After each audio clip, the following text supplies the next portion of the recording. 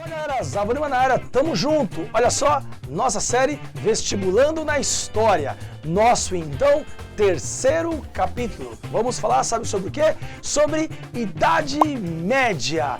Olha só, se você não é inscrito aqui, clica e compartilha. Ative o sininho para receber as notificações. Roda a vinheta!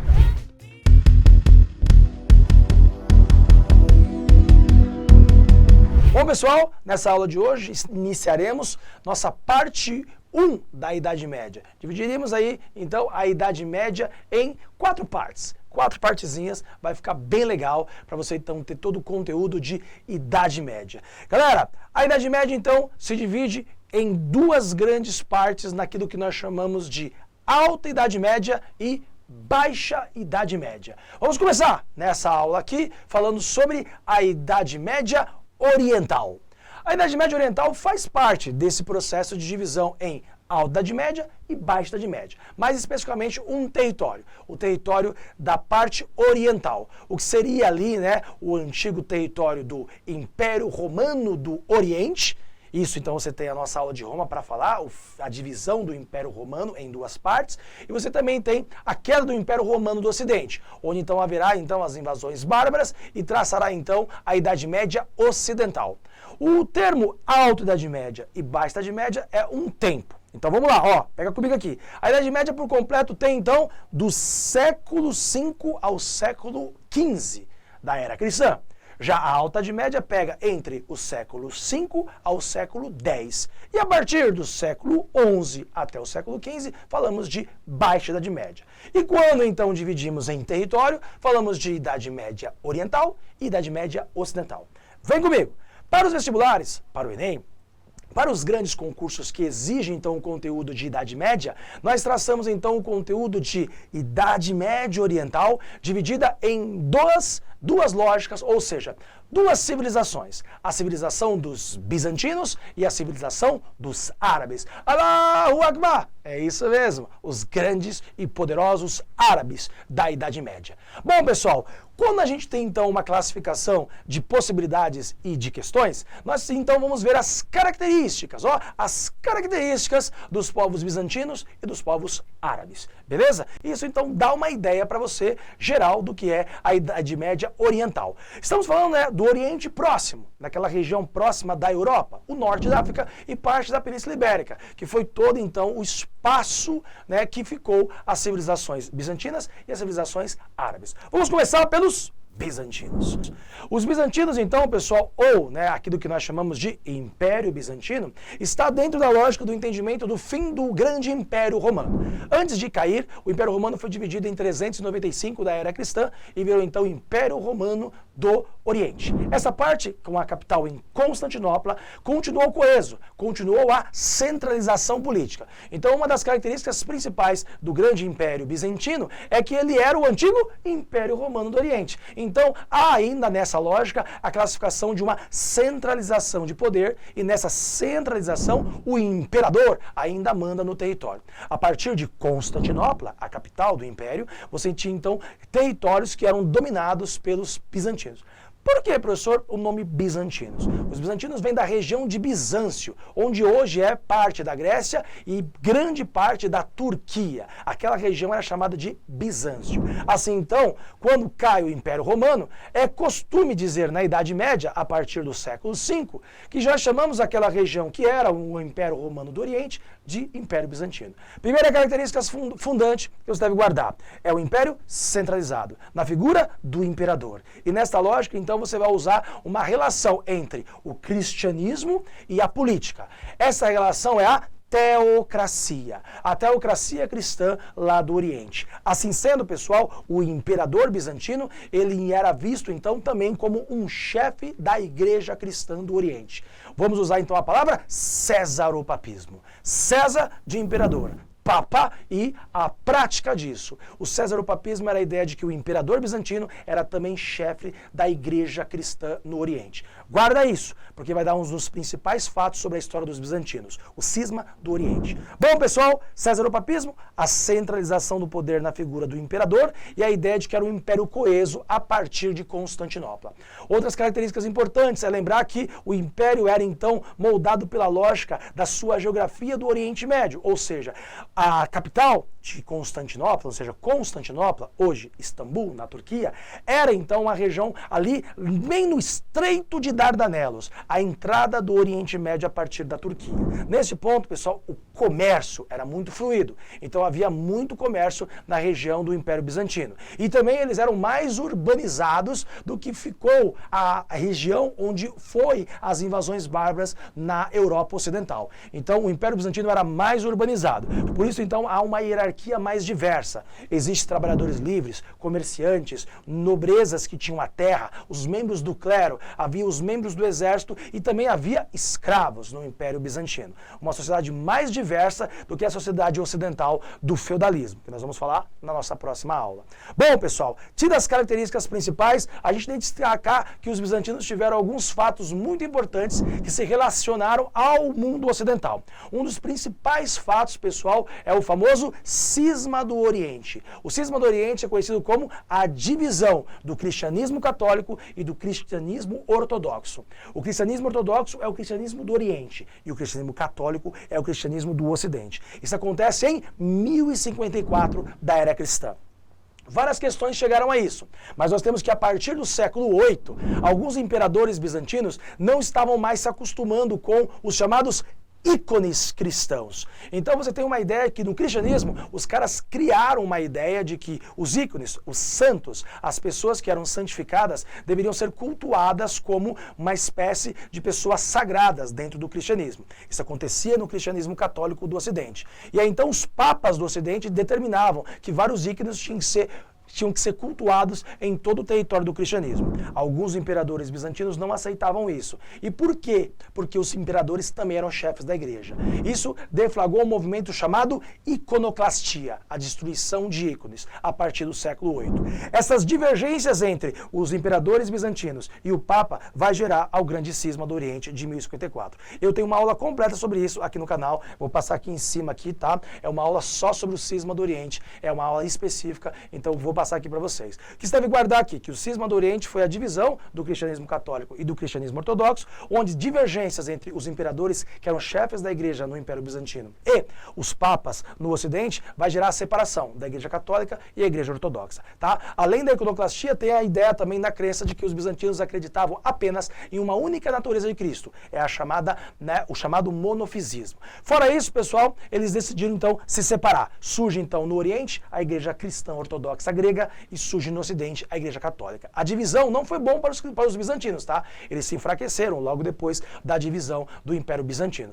Isso, uma prova disso, pessoal, foi que em 1070 os turcos, então já muçulmanos, dominaram Jerusalém. Guarda isso, que nós vamos falar sobre isso, sobre as cruzadas, na Baixa Idade Média. Então, pessoal, o cisma do Oriente é um assunto muito importante que cai bastante sobre os bizantinos. Outro assunto é o auge do Império Bizantino, que acontece lá entre o reinado ou o Império de Justiniano. Entre 527 da era cristã até 565 da era cristã, na Alta Idade Média, os bizantinos tiveram um grande apogeu. Eles conseguiram fazer uma expansão territorial. Então, quando Roma caiu no Ocidente em 476, os bizantinos se achavam herdeiros do Império Romano e resolveram então dominar territórios no Ocidente. Foi assim que o imperador Justiniano dominou territórios no norte da África e também no sul da Itália, expandindo o comércio no Mediterrâneo a partir do Oriente. Esta, então, é o auge do Império Bizantino lá no século VI. Também é no reinado do imperador Justiniano que foi aplicado as famosas cartas que eles criaram para criar uma espécie de direito romano dentro do Império Bizantino, porque eles eram herdeiros do Império Romano. Isso é chamado de Corpus Juris Civilis, ou o Corpo de Direito Civil. Por mais que era um império teocrático, pessoal, eles ancoravam a sua justiça através do direito romano. E o Justiniano foi muito importante para isso. Além disso, obviamente, pessoal, foi Justiniano que começou o início da construção de uma das maiores obras-primas dos bizantinos, a chamada Igreja de Santa Sofia, ou a Hagia Sophia. Uma igreja, então, com todas as características dos aspectos arquitetônicos dos bizantinos, com seus mosaicos, com suas abóbadas, com as suas estruturas muito características de uma cultura que vinha desde os gregos. Os bizantinos, então, falavam gregos, pessoal, estão no território da Grécia. Essas características do Império Bizantino, pessoal, marcam uma civilização esplendorosa, que durante a Idade Média, então, teve uma grande relação com a estrutura do que é o mundo oriental medieval, o Império Bizantino.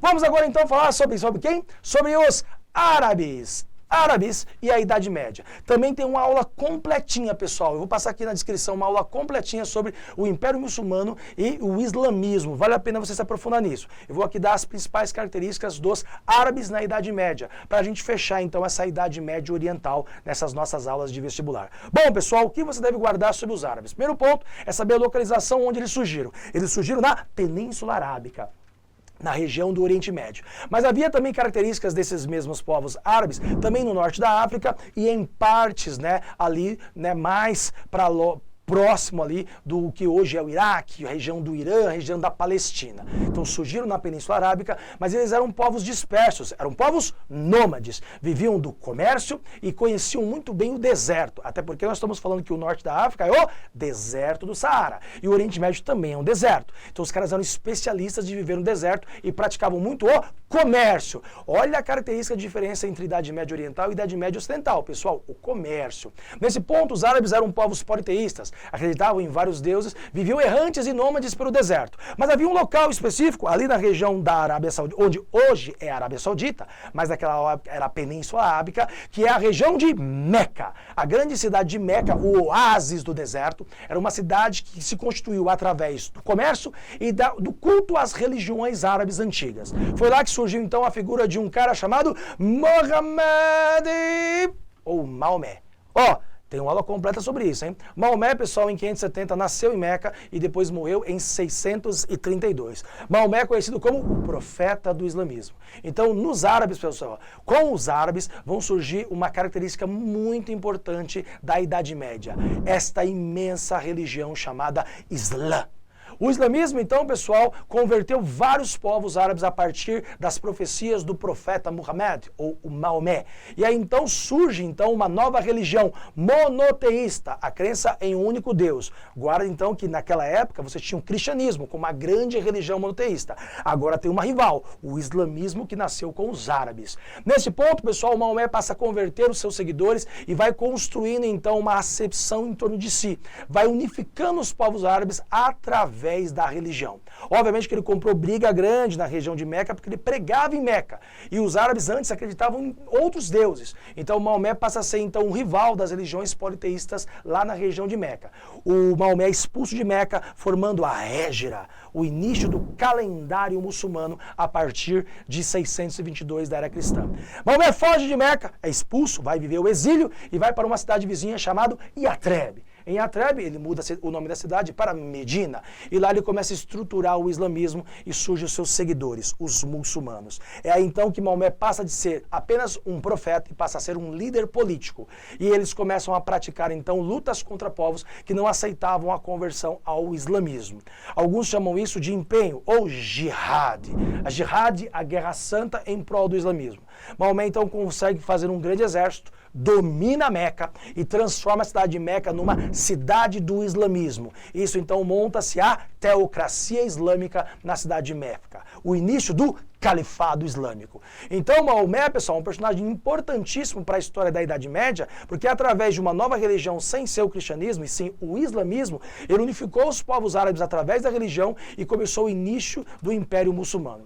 Maomé morreu em 632, aí em Meca, e depois da sua morte, os islâmicos dividiram em dois grupos, os xiitas e os sunitas. Os xiitas são vistos como os caras mais radicais, que acreditam apenas no Alcorão, que é as palavras e os escritos do profeta, a chamada Bíblia dos muçulmanos. E depois, então, surgem os sunitas, que eram os caras que acreditavam também no Alcorão, mas também acreditavam nas sunas. E assim então eles se divergiam em várias questões dogmáticas, mas também se divergiam em quem seria um sucessor do profeta. Para os xiitas, tinha que ser um parente do profeta. Para os sunitas, tinha que ser qualquer pessoa com capacidade. A maioria dos muçulmanos seguidores do Islão são sunitas, a minoria são xiitas. São os sunitas, então, que conseguem fazer a grande expansão árabe muçulmana. E esses caras conseguem dominar praticamente todo o Oriente Médio, todo o norte da África e praticamente aí grande parte do que hoje é Portugal e Espanha. Esta é a imensa expansão árabe muçulmana na Idade Média, o esplendor da civilização árabe durante a Idade Média, formando seus vários califados islâmicos espalhados por esses territórios. Vale lembrar, pessoal, que muito da cultura árabe chegou no mundo cristão e a gente tem, por exemplo, o numeral arábico, esse que você conhece, 1, 2, 3, é o numeral arábico. Os árabes também, pessoal, liam muito, porque eles tinham que ler o Alcorão, então eles sabiam ler e escrever, tinha uma escrita própria, e eles também traduziram textos de Aristóteles, de Platão, né? Você tem aí grandes filósofos como Averroes, Avicena, eles desenvolveram medicina, eles eram extremamente avançados para a Idade Média. Então, pessoal, se existe uma idade das trevas da Idade Média para o mundo ocidental, para o mundo oriental não, foi o esplendor e o auge do mundo oriental, com os árabes e os bizantinos. Se você gostou dessa aula, clica, compartilha, ativa o sininho para receber as notificações, vem com a gente, os nossos grandes resumões para o vestibular, para qualquer concurso de história. Zavo Lima na área. Peço para vocês, pessoal, estejam com a gente, comentem, dê suas dicas. Até mais, até a próxima aula. Tchau, tchau.